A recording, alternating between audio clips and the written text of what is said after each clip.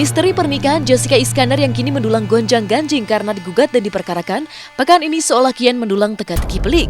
Bagaimana tidak, jika pihak Gereja Yesus Sejati yang turut diseret digugat oleh Ludwig Franz von Walburg sempat menolak telah menikahkan Jessica dengan sang suami, hari Jumat kemarin pihak gereja di kawasan Jakarta Utara tersebut justru mengulik versi yang berbeda. Dengan dalih ejaan nama yang berbeda antara Jessica dengan Yesiska, akhirnya mengakui bahwa mereka telah menerima secara resmi surat panggilan dari pihak Pengadilan Negeri Jakarta Selatan terkait kasus gugatan Ludwig dan menyisakan teka-teki baru. Mengapa pihak Gereja Yesus Sejati sempat mengelak telah menikahkan Jessica dan Ludwig? Saya kan karyawan sini, nggak pernah yang namanya Jessica tuh di sini nggak ada. Walaupun nanti kamu tanya ke pendetanya yang kita juga, pasti dia bilang nggak ada. Mana ada sih orang yang mau gerejanya dicemarkan yang nggak ada.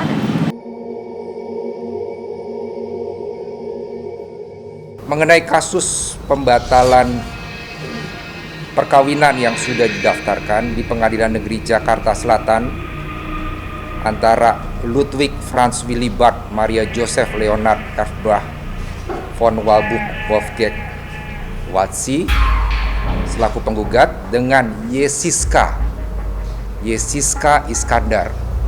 Jadi bukan Jessica Iskandar. Yang kami terima adalah namanya Yesiska Iskandar selaku tergugat. Nikahnya ada atau tidak nanti ada waktunya. Karena gini, pada saat bulan Desember kami juga sudah merecord peristiwa di bulan Desember 2013. Mulai dari 1 Desember sampai 31 Desember. Dan karena gini Pak, pembuktian ini kami harus siapkan. Termasuk kami harus menanyakan kepada orang, kemudian mencari dokumentasi yang ada. Karena ini sudah cukup beberapa bulan yang lalu. Misteri pun kian menjulang ketika pihak Gereja Yesus Sejati menolak untuk memberikan bukti bahwa Jessica dan Ludwig telah menikah dalam gereja Protestan tersebut pada tanggal 11 Desember 2013 lalu. Tapi mereka juga tidak jelas-jelas menyangkal bahwa Jessica dengan Ludwig telah menikah di gereja mereka. Nyatanya bagaimana, nanti saya akan jelaskan di dalam persidangan. Tapi itu saya jelaskan adalah secara general, tidak memandang siapa, tapi secara personal siapapun yang akan menikah kami akan klarifikasi kepada gereja Katolik tersebut, gitu Pak. Kalaupun kami punya bukti tentang pernikahan Jessica, itu tolong jangan dimunculkan karena kami tidak menyatakan itu. Kami akan mempersiapkan bukti yang kami miliki. Kami tidak menyampaikan statement bahwa kami punya bukti Yesiska. Mengenai kami punya bukti atau tidak punya bukti, nanti kami akan sampaikan di persidangan nanti. Ada apa gerangan?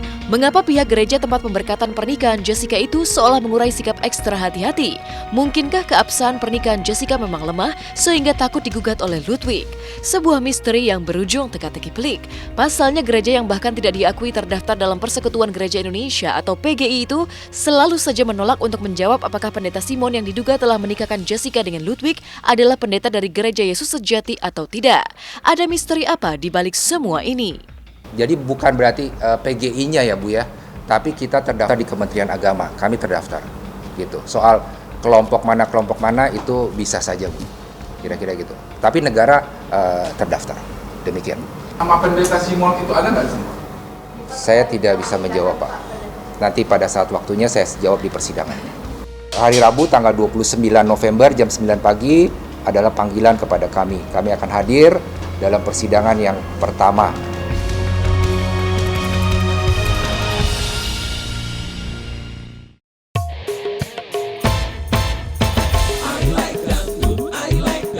Aksi kepedulian pada dunia pendidikan melalui I Like Dangdut Challenge mendapat perhatian dari masyarakat dari berbagai lapisan. Salah satunya Ati Cancer yang menganggap aksi ini sangat bermanfaat bagi pendidikan di tanah air yang di beberapa daerah masih kurang memadai. Menurut pemeran Amma Ijah ini, anak-anak Indonesia yang akan menjadi generasi penerus harus mendapatkan pendidikan yang baik. Itu kan bermanfaat sekali kan itu kan. Tidak juga kita sambil katakan itu sebuah hiburan juga untuk penonton, tapi juga ada manfaatnya gitu. Dan harus diingat juga bahwa dangdut ini sudah identik dengan musik bangsa kita gitu, kenapa enggak gitu. Dan dimanfaatkan untuk sekalian untuk mencari dana untuk keperluan pendidikan, luar biasa. Suka sekali mendengar itu. Sangat penting menurut Pak ya, karena dari pendidikan itu nanti akan lahir anak-anak yang akan tumbuh dewasa dan akan menjadi penerus dari negeri ini. Kita kan nggak mungkin hidup selamanya nih yang sekarang. Jadi saya kira memang harus dipersiapkan dari dini. Banyak kita lihat hal-hal yang cukup memprihatinkan kita, anak-anak yang punya kecerdasan bagus lumayan tapi tidak mendapat kesempatan sekolah dengan baik karena ketidakmampuan dari segi finansial. Prihatin sekali, yang sekolahnya rubuh misalnya, terus nggak dibenahi beberapa lama sampai harus sekolah di bawah pohon dan di apa adanya seperti itu, yang nggak pantas lah untuk sebuah negeri dan rasanya yang katanya sudah maju seperti ini. Banyak sekali orang-orang yang disebut orang berada dan tanda kutip orang kaya, itu kok masih ada di sekitarnya yang dekat-dekat aja masih ada sekolah yang dengan keadaan yang sangat minim gitu. Dengan adanya I Like Dangdut Challenge, seluruh masyarakat di Indonesia dapat menyumbangkan sebagian rezekinya untuk kemajuan dunia pendidikan. Tak ketinggalan berpartisipasi pada aksi peduli dunia pendidikan, Ati Cancer menerima tantangan bergoyang dangdut dan menyumbangkan sebagian hasil keringatnya. Dan seperti inilah Ati Cancer ketika bergoyang memenuhi tantangan I Like Dangdut Challenge. Baik, Mbak akan terima tantangan untuk joget dalam aksi I Like Dangdut ini.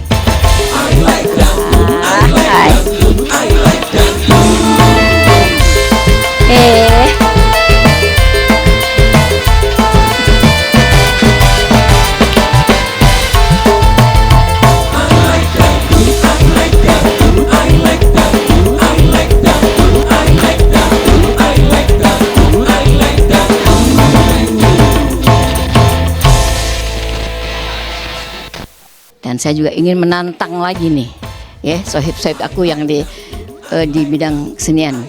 Ayo, siapa ya? Anak-anak aku dulu deh. Tuh, trio kocak tuh, ubur-ubur. Tantangin loh, Mama. Ayo, berani nggak? Ya, terus ada nggak?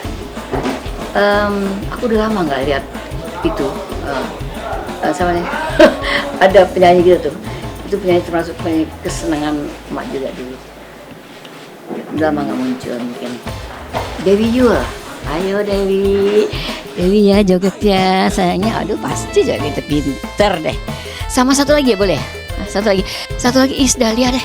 Iis Dahlia. Pastilah joget goyang dangdut dia jago dia mah. Udah ya, bisa. Menjadi musikus yang laris manis dan dipercaya menciptakan lagu sederet selebritis, otomatis membuat Baby Romeo memiliki kesibukan yang luar biasa padat. Tapi uniknya, suami Meisya Siregar ini masih punya waktu menemani buah hatinya bermain dan belajar. Seperti apakah kesibukan Baby Romeo sebagai ayah ideal dan juga tak kehilangan inspirasi sebagai musisi hebat? Simak beritanya hanya di Hot Shot sesaat lagi.